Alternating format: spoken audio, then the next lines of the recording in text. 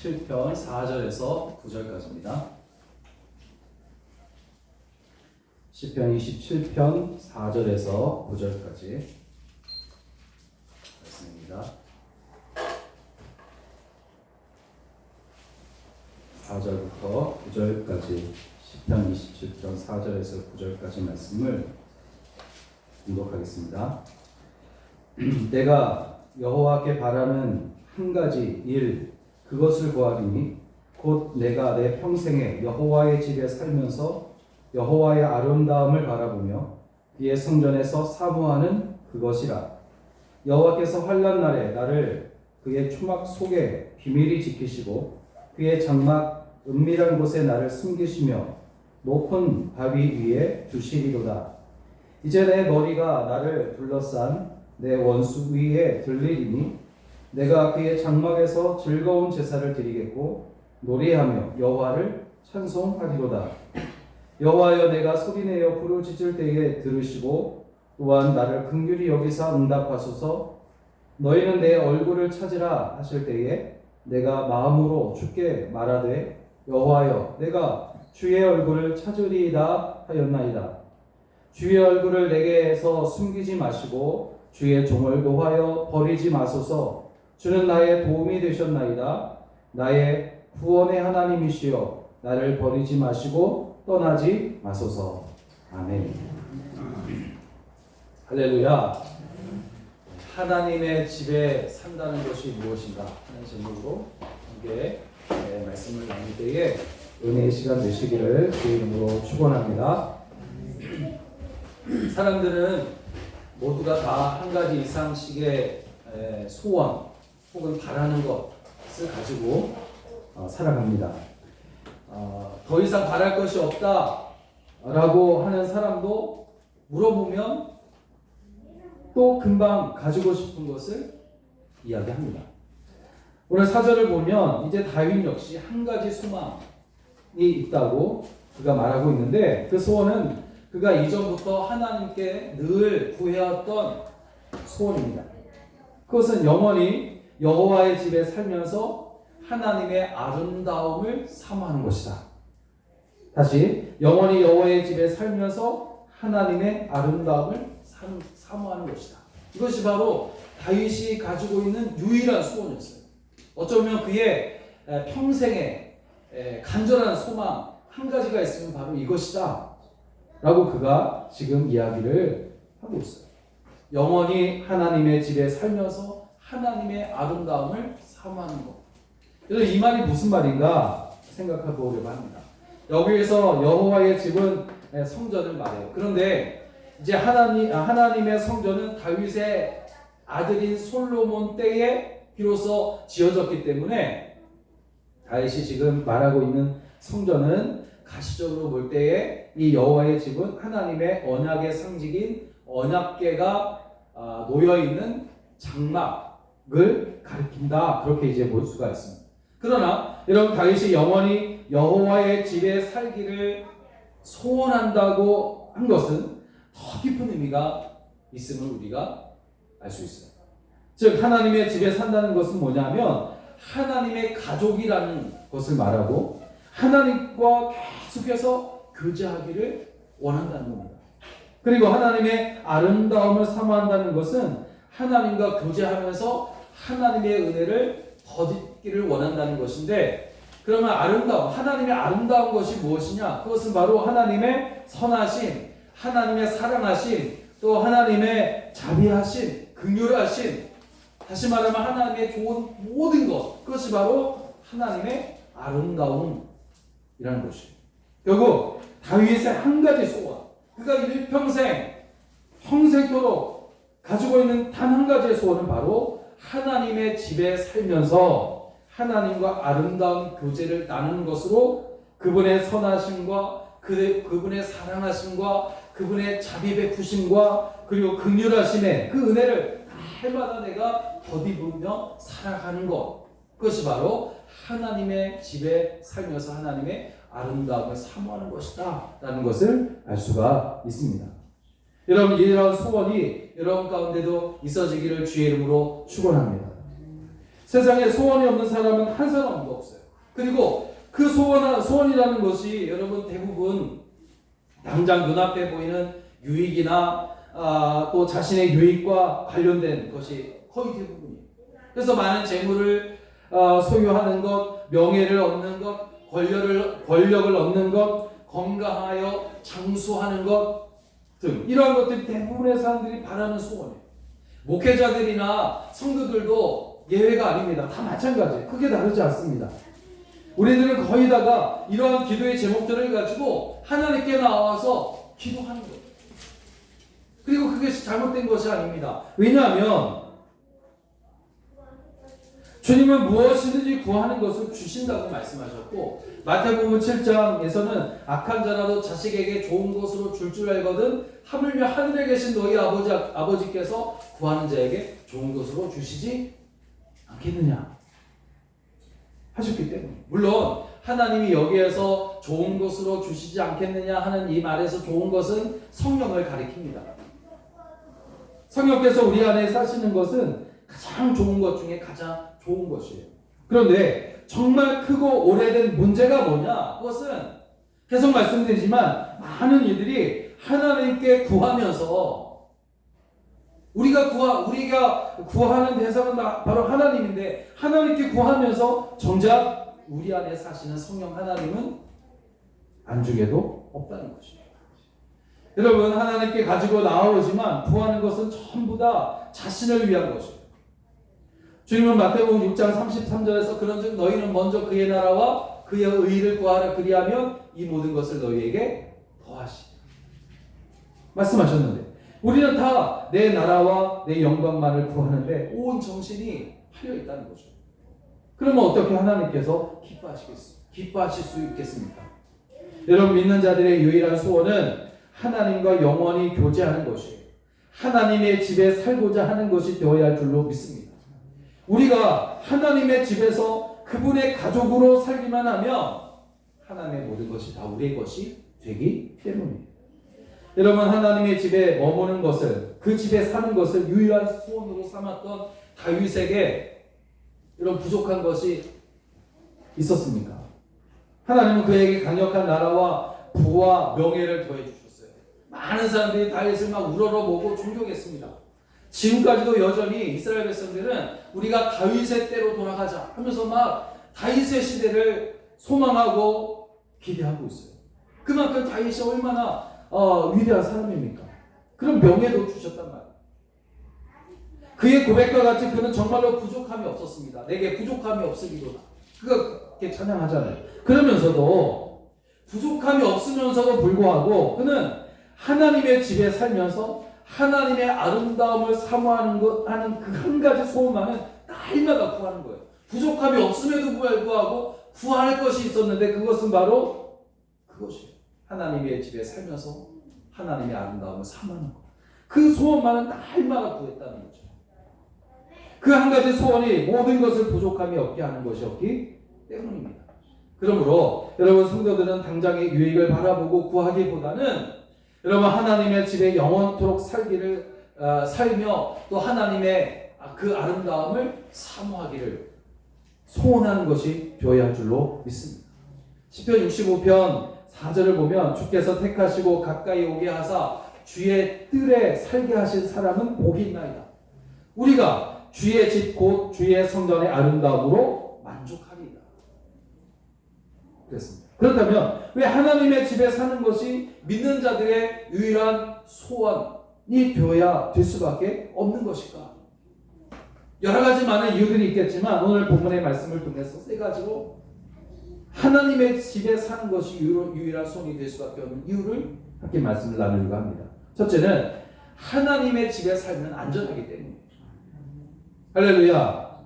밤길이 위험할지라도 여러분 일단 집에 들어가면 안전하게 되는 것처럼 여러분 어두운 세상에서 많은 대적들에게 온갖 시련을 당할지라도 하나님의 집에 들어가게 되면 누구도 해칠 수 없게 되기 때문에 안전합니다.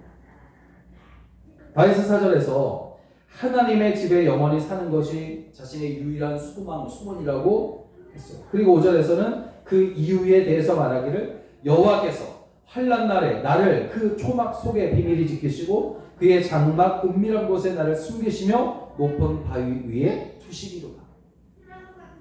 즉 다윗은 하나님께서 자신을 환난 날에 그 집 장막 은밀한 곳에 숨겨서 안전하게 지켜주시고 숨기시기 때문에 하나님의 집에 사는 것을 그가 영원토록 매일같이 소원했다는 거죠. 다윗이 말하는 하나님의 집은 눈에 보이는 성전이 아니었습니다. 그 당시 성전은 아까도 말씀드렸지만 그 당시 성전은 지어지기 전이었으며 하나님의 언약궤를 둔 장막만이 있었을 뿐이에요. 그러니까 여러분 가죽으로 만든 장막 안에 숨는다는 것이 얼마나 불안정합니까? 안전하지 못해요. 그러므로 다시 말한 성전은 하나님의 품, 하나님의 품 안을 말하는 것임을 알 수 있어요. 집이 가족들을 보호하여 주듯이 하나님의 집, 곧 하나님의 품은 그 품에 있는 가족을 안전하게 보호해 줍니다. 여러분, 하나님과 친밀한 교제를 할 때 그것 자체가 우리의 완전한 피난처가 되는 줄로 믿으시기 바랍니다. 세상에서 하나님을 대적하여 이길 자는 없단 말이에요. 아무리 큰 힘을 가진 자라도 하나님 앞에서는 아무 힘도 쓰지 못합니다. 사탄이라도 하나님의 허락 없이 움직일 수가 없어요. 그래서 사도 바울은 로마서 8장 38절 39절에서 말하기를 내가 확신하노니 사망이나 생명이나 천사들이나 권세자들이나 현재일이나 장래일이나 능력이나 높음이나 기쁨이나 다른 아무 피조물이라도 우리를 우리 구주 예수 그리스도 안에 있는 하나님의 사랑에서 끊을 수 없느니라. 할렐루야. 그러므로 우리는 하나님과의 이 친밀한 교제에 들어가기를 항상 힘써야 할 줄로 믿습니다. 어떻게 하나님과의 친밀한 교제에 들어갈 수 있을까? 그러면 어떻게 우리가 하나님과 친밀한 교제를 나눌 수 있을까? 이런 질문을 우리가 할 수 있어요. 이에 대해서 다윗은 시편 25편 14절에서 말해줍니다. 여호와의 친밀하심이 우리가 하나님과의 친밀한 교제에 어떻게 들어갈 수 있을까 생각해 볼 때에 시편 29편 14절에서 대답해 주는 겁니다. 여호와의 친밀하심이 그를 경외하는 자들에게 있으며 그의 언약을 그들에게 보이시리로다. 즉 하나님은 당신을 경외하는 자를 가까이 하시면서 그와 친밀한 교제를 하신다는 거죠. 그렇다면 하나님을 경외한다는 것이 무슨 말일까? 수많은 이야기들 합니다. 많은 설명도 하고. 근데 성경을 보니까 이렇게 나와 있어요. 잠언서 8장 13절에 보니까 악을 미워하는 것이다. 그렇게 말하고 있어요. 악을 미워하는 것이다. 그리고 시편 1편 1절 2절에서는 더 구체적으로 하나님을 경외하는 것이 무엇이냐면 악인들의 꾀를 따르지 아니하며 죄인들의 길에 서지 아니하며 오만한 자들의 자리에 앉지 않는 것이다. 이게 하나님을 경외하는 것이라고 했어요. 그러나 어떻게 우리가 완벽하게 악인들의 꾀나 죄인들의 길이나 오만한 자들의 자리에 앉지 않을 수 있을까? 사실 그건 불가능해요. 연약한 우리는 모르는 사이에 악인들의 꾀를 쫓고 있고 또 모르는 사이에 죄인들의 길로 걸어가고 있으며 또 모르는 사이에 오만한 자들의 자리에 앉을 수가 있다는 거죠. 그래서 안전하지 못해가지고 위험하게 되는 것이 우리들입니다. 그러므로 하나님을 경외하는 것이 안전하게 보호받을 수 있는 방법인데 그렇게 되기 위해서 다음 절을 보니까 시편 1편 2절을 보니까 알려주는 것이 뭐냐면 오직 여호와의 율법을 즐거워하며 그의 율법을 주야로 묵상하는 것이다. 그렇게 알려주고 있습니다. 그러니까 주의 말씀을 날마다 묵상한다는 것은 그것을 생각한다는 거예요. 말씀을 생각하는 거예요. 그리고 그 말씀을 즐거워할 때 악인들의 꾀나 죄인들의 길이나 오만한 자들의 자리에 앉지 않게 된다는 것이죠. 이것이 바로 하나님을 경외하는 거라는 것을 말해주고 있어요. 그러므로 이렇게 하나님을 경외함으로 그 집에 날마다 살면서 하나님과 친밀한 교제를 나누고 이로 인해 안전하게 우리 주님으로부터 보호받게 되시기를 주의 이름으로 간절히 축원합니다. 둘째는 하나님의 집에 살면 어떤 일이 일어나냐면 어느 때든지 은혜를 구할 수가 있어요. 하나님의 집에 산다는 것은 하나님의 품에 산다는 것이고 하나님과 늘 가까이 있다는 것을 말하잖아요. 그러니까 하나님과 늘 가까이, 가장 가까운 곳에 있다면 우리는 어느 때든지 하나님께 은혜를 구할 수 있는 거예요. 7절 8절을 보니까 다윗은 하나님의 약속의 말씀, 곧 환난을 당하고 있는 자들에게 너희는 내 얼굴을 찾으라 하신 말씀을 기억하고 있습니다. 여러분, 여기서 하나님의 얼굴을 찾는다는 것은 하나님께 은혜를 구한다라는 그런 말이에요. 다윗은 이 약속의 말씀을 기억하고 하나님의 은혜를 지금 구하는 겁니다. 다윗은 특별히 자신을 긍휼히 여겨달라고 하나님 앞에 간구하고 있음을 볼 수가 있어요. 자신의 힘으로는 지금 둘러싸고 있는 대적들을 이길 수가 없어요. 그것은 불가능한 일입니다. 오직 하나님께서 자신을 긍휼히 여기사 도우시지 않으신다면 그야말로 어떠한 소망도 없는 겁니다. 그래서 하나님께 자신을 긍휼히 여기사 부르짖는 소리를 들으실 것을 간절히 구하고 있는 거예요. 이렇게 그는 하나님께서 부르짖을 때 들으실 것을 확신하고 있는데 10절을 보니까 읽지는 않았지만 내 부모는 나를 버렸으나 여호와는 나를 영접하시리. 이런 말을 통해서 그가 이에 대하여 얼마나 확고한 믿음을 가지고 있었는지를 알 수가 있습니다. 즉 하나님이 언약의 신실한 분이심을 그가 알았다는 것이죠. 하나님께서 환난 날에 당신의 얼굴을 찾으라고 하신 것을 기억하고 또다시 찾으면 은혜를 베푸실 것이라고 믿은 겁니다. 그리고 하나님은 이 약속을 지키셨어요. 왜냐하면 하나님은 한 번도 약속하신 것은 반드시 지키시는 분이시기 때문입니다. 그러므로 여러분, 우리도 환난을 당할 때에 하나님의 집에 살면서, 즉 하나님의 품에 있으면서, 다시 말하면 하나님과 친밀한 교제를 나누면서 지금까지 인도하신 하나님의 은혜를 기억하고 부르짖어 간구해야 합니다. 시편 50편 15절에 환난 날에 나를 부르라 내가 너를 건지리니 내가 나를 영화롭게 하리로다. 또 신명기 4장 29절에 만일 마음을 다하고 성품을 다하여 그를 구하면 만나리라 그렇게 말씀하셨어요. 처음 만나는 것이 아닙니다. 전에도 만나주신 하나님, 그 하나님, 항상 만나주셨던 하나님을 우리가 새롭게 만나는 거예요. 그래서 우리가 또 환난 날에 부르짖으면 응답하실 것임을 거듭하여 말씀하고 있는 것입니다. 하나님이 이렇게 약속하셨기 때문에 언약에 신실하시고 그 성품이 신실하신 하나님이 그 약속을 지키실 것이에요. 하나님은 우리가 환난을 당할 때마다 부르짖으면 응답하실 수밖에 없습니다. 이것이 하나님의 성품이고 우리를 향하신 멈추지 않으며 다음이 없는 사랑이에요. 그러므로 환난 날에 하나님의 약속하신 말씀을 의지하여 부르짖게 되시기를 바랍니다. 만약 전에 부르짖었으니 다시는 부르짖지 않아도 된다라고 생각한다면 그것은 더 이상 하나님을 신뢰하지 않는다는 그런 것밖에 되지 않아요. 그리고 소돔과 고모라 성이 하나님의 심판을 받아서 무너지기 전에 아브라함이 하나님께 기도하는 거예요. 그 성에 의인이 50명, 45명, 40명, 30명, 20명, 10명 몇 번이에요? 16번이죠. 6번이나 거듭해서 같은 기도 제목을 가지고 숫자만 다르게 해서 기도하고 있어요. 여러분, 우리가 생각해 볼 때에 이 아브라함의 얼굴이 얼마나 뻔뻔하고 얌체 짓을 하고 있습니까?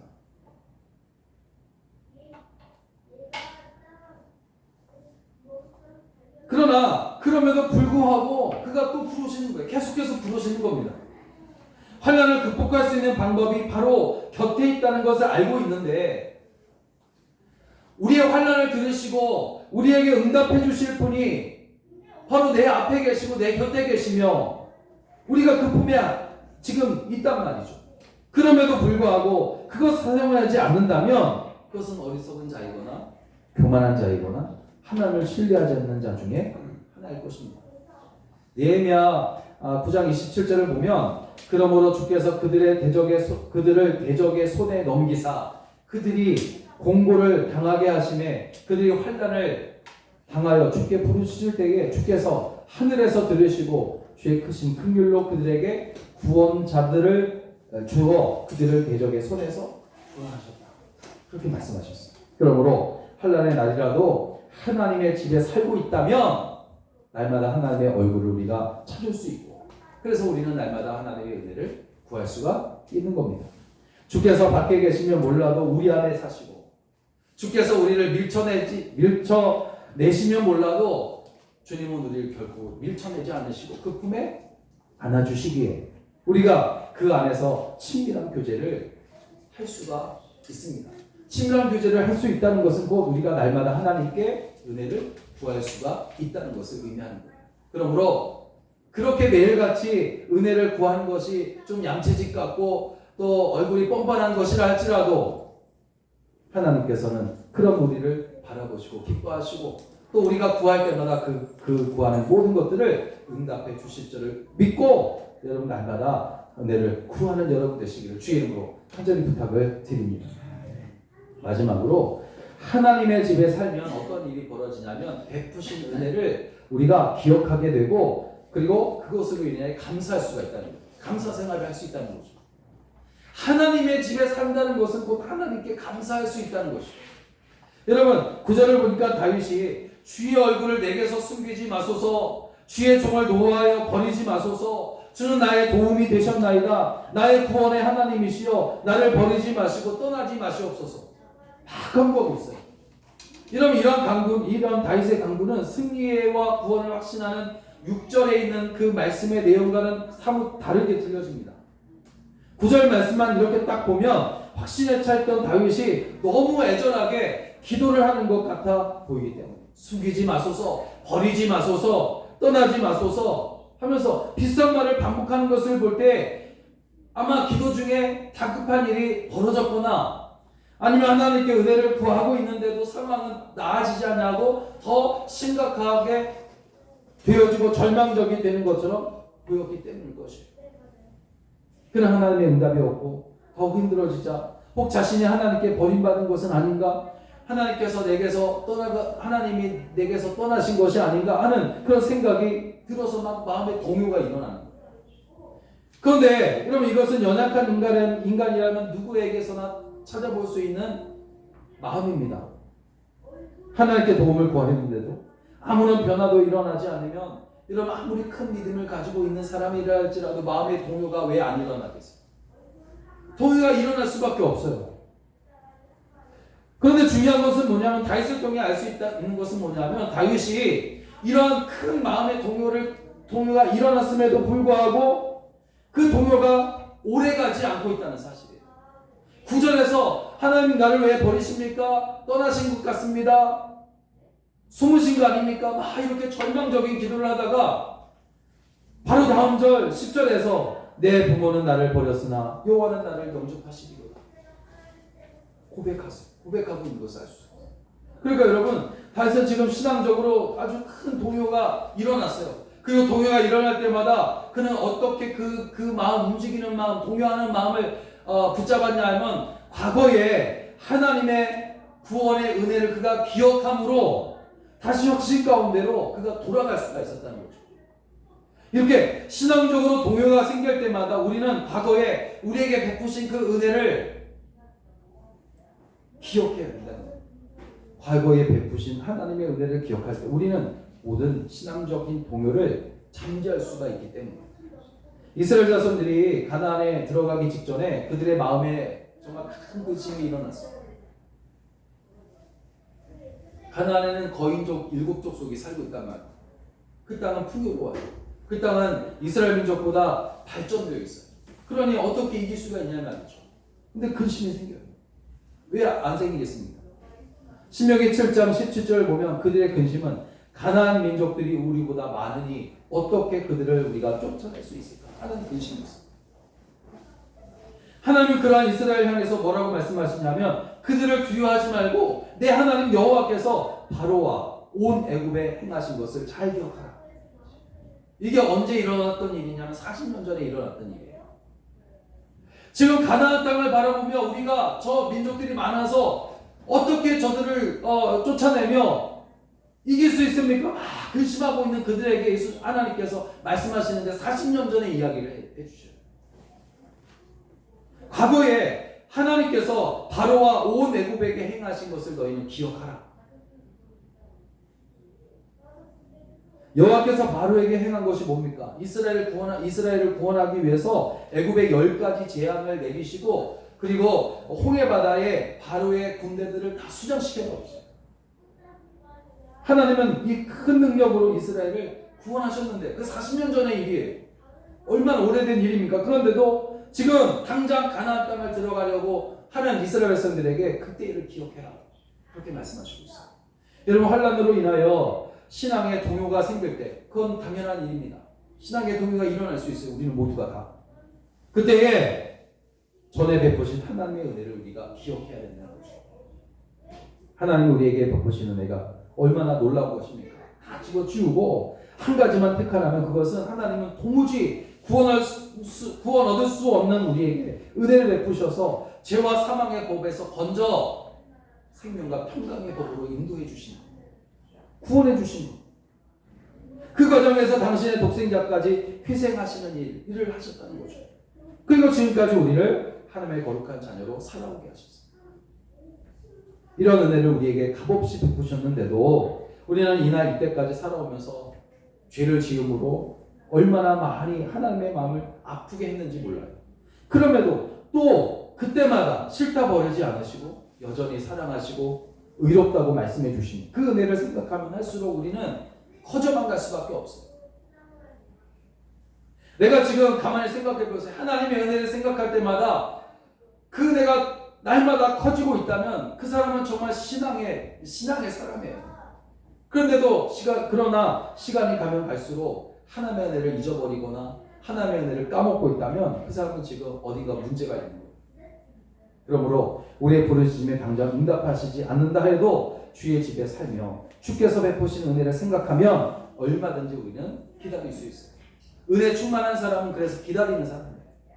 기다릴 줄 아는 사람이 은혜 충만한 사람이에요. 밖에서 기다리면 오래 기다릴 수 없지만 하나님의 집에 우리가 살고 있잖아요. 하나님의 집에 살면서 기다리면 결국 우리는 응답받게 될 것입니다.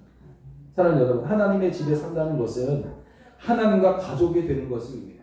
또 하나님의 집에 사는 것은 하나님과 아주 친밀한 교제로 살고 있다는 것을 의미합니다.